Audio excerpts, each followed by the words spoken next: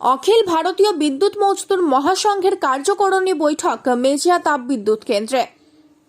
বাঁকুড়া জেলার গঙ্গাজলঘাটি ব্লকের মেজিয়া তাপবিদ্যুৎ কেন্দ্রের ভিতরে অডিটোরিয়াম হলে অখিল ভারতীয় বিদ্যুৎ মজদুর মহাসংঘের কার্যকরণী বৈঠক অনুষ্ঠিত হয়। দুদিন ধরে চলবে এই কর্মসূচি।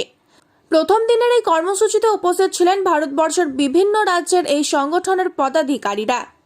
দেশের শ্রম আইন, বিদ্যুৎ বিল সংশোধন, অসংগঠিত শ্রমিকদের বিভিন্ন দাবি দাওয়া আদায়, স্থায়ী কর্মচারী নিয়োগ, বেসরকারীকরণ, নতুন পেনশন স্কিমের পরিবর্তে পুরনো পেনশন স্কিম চালু রাখা প্রভৃতি একাধিক বিষয় আলোচনা করা হয়। পাশাপাশি নিজের সংগঠন ভারতীয় মজদুর সংঘকে আরও বেশি মজবুত করতে বিভিন্ন গুরুত্বপূর্ণ আলোচনা হয়। সংগঠনের একাধিক কর্মকর্তা সহ উপস্থিত ছিলেন শালতোড়া বিধানসভার বিধায়ক চন্দনা বাউরি, ছাতনার বিধায়ক সত্যনারায়ণ মুখার্জি সহ আরো অনেকে। পরে একটি সাংবাদিক বৈঠক অনুষ্ঠিত হয়। आज की बैठक में हम सब लोगों ने आंदोलन किया था, ये हम लोगों ने विद्युत सुधार अधिनियम को लेकर एक सभी कर्मचारियों के लिए हमारी एक ग्रेड, एक देश के आधार पर एक वेतन होना चाहिए, इन मांगों को लेकर। और संविदा कर्मचारी जो हैं, विद्युत का क्षेत्र अनुभव का क्षेत्र है, इसमें अनुभवी लोग होना चाहिए। इसलिए विद्युत के क्षेत्र में संविदा के जो कर्मचारी हैं उनको नियमित किया जाना चाहिए, और जो अगली भर्ती हो उनको नियमित पद पर ही भर्ती किया जाना चाहिए, क्योंकि इसमें बिना अनुभव के लोगों को कार्य करने से दुर्घटनाएं घटती हैं। इसलिए इस क्षेत्र की तुलना अन्य सेक्टर से नहीं करना चाहिए।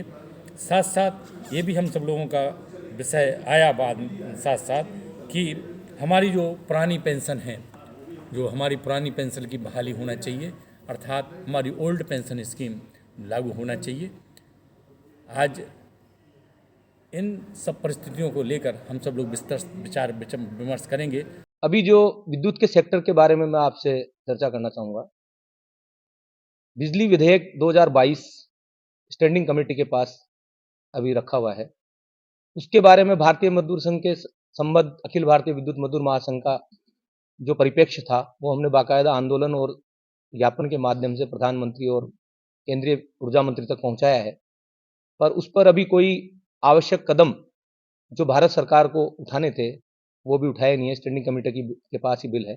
तो अखिल भारतीय विद्युत मजदूर महासंघ का बिल के बारे में सबसे जो पुरजोर विरोध है कि बिजली के सेक्टर में अंधाधुंध निजीकरण नहीं होना चाहिए, क्योंकि यह एक जनता से जुड़ा हुआ विषय है। तो इसमें बिना सोचे समझे निजीकरण की बयार नहीं लानी चाहिए। आज जो बिजली का सेक्टर अगर निजी हाथों में चला जाएगा तो उसकी जो दरें हैं उन पे नियंत्रण खत्म हो जाएगा। साथ में जो 2022 का बिल आ रहा है उसमें डिस्कॉम्स के सेक्टर में जो परिवर्तन किए जा रहे हैं वो भी बहुत खतरनाक और डिजास्टर वाले हैं।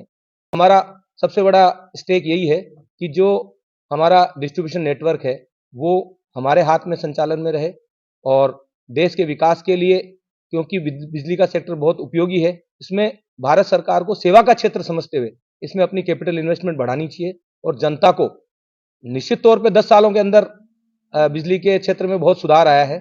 आज हम आत्मनिर्भर हो गए हैं, बिजली में किसी तरह की कोई कमी नहीं है। तो ये आत्मनिर्भरता बनी रहे, इसके पीछे योगदान जो अखिल भारतीय विद्युत मजदूर महासंघ के तहत 22 स्टेटों में हम जो काम कर रहे हैं वो हमारे कर्मचारियों और अधिकारियों के सहयोग के कारण ही आज बिजली में हम आत्मनिर्भर हो पाए। तो उन्होंने जो योगदान इस सेक्टर को जिंदा रखने में दिया गया है, उनके योगदान को याद रखा जाए और संगठित क्षेत्र में रोजगार को कम नहीं किया जाए। इस जो विद्युत के संबंध में जो समस्याएं हैं उसको लेकर के अभी अध्यक्ष महामंत्री जी ने बताया है। इसके अलावा जो है हमारा एक संगठनात्मक विषय भी, अभी आपको मालूम होगा कि जो 2025 को 70 साल हमारे भारतीय मजदूर संघ को होने जा रहे हैं, उसी प्रकार से राष्ट्रीय स्वयंसेवक संघ को भी 2025 में 100 साल होने जा रहे हैं। तो हम लोग इस 70 साल पूरा होने पर भारतीय मजदूर संघ को, इसके लिए भी एक कार्य योजना हम लोग बनाने जा रहे हैं। आने वाले 6 माह में हम बहुत सारे ऐसे काम करने वाले हैं भारतीय मजदूर संघ के क्षेत्र में संगठनात्मक दृष्टि से, कि इस संगठन का काम कैसे बढ़े, मेंबरशिप कैसे बढ़े। आपको पता होगा कि आज भारतीय मजदूर संघ सबसे बड़ा संगठन है देश का, और देश ही नहीं पूरे विश्व में भी। अगर चीन की जो सरकारी संगठन है उसको छोड़ दें तो पूरे देश में भारतीय मजदूर संघ सबसे बड़ा संगठन है। लेकिन और उसको कैसे मजबूती प्रदान किया जाए, इस बारे में भी हम लोग इसे विचार विमर्श करेंगे। আমাদের আজকের এই দুদিনের কার্যসমিতি যেটা হচ্ছে ন্যাশনাল এক্সিকিউটিভের মিটিং অখিল ভারতীয় বিদ্যুৎ মজদুর মহাসংঘ। এই মিটিংয়ে যেমন আপনারা জানতে পারলেন আমাদের অধ্যক্ষ এবং মহামন্ত্রী এবং যিনি প্রভারী ওনার থেকে যে আমাদের যে বিভিন্ন সমস্যাগুলো আছে, বিশেষ করে বিদ্যুৎ বিল, বিদ্যুৎ ক্ষেত্রে যে যারা কর্মচারী, যারা শ্রমিক তাদের জন্য তাদের যে সমস্যা আছে সেগুলো নিয়ে আমাদের কি পদক্ষেপ আমরা নিচ্ছি, আগামী দিনে কি পদক্ষেপ নেওয়া উচিত, সরকারের সঙ্গে আমাদের কি সেই নিয়ে আলোচনা হচ্ছে, কি আমরা তাদের কাছে আমাদের দাবি দিচ্ছি, সেগুলো সংক্রান্ত আমাদের এখানে আলোচনা হবে। এবং এই আলোচনার থেকে আমাদের মূলত হবে electricity bill, old pension scheme, এইগুলো নিয়ে কথা হবে।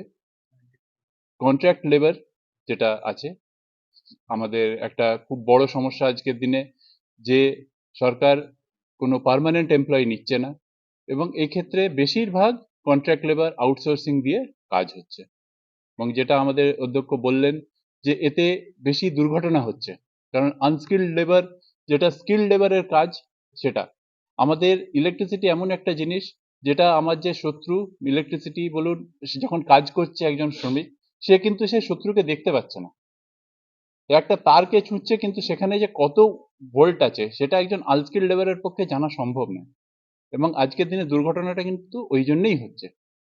আমরা বেশি যে কোনো দিন শুনতে পাই এবং প্রতিদিনই প্রায় আমরা খবর পাই সারা দেশে কোথাও না কোথাও কোনো আনস্কিল্ড লেবারে এতে মারা যাচ্ছে। এখনো আমাদের উড়িষ্যাতে এই নিয়েই সমস্যা হচ্ছে।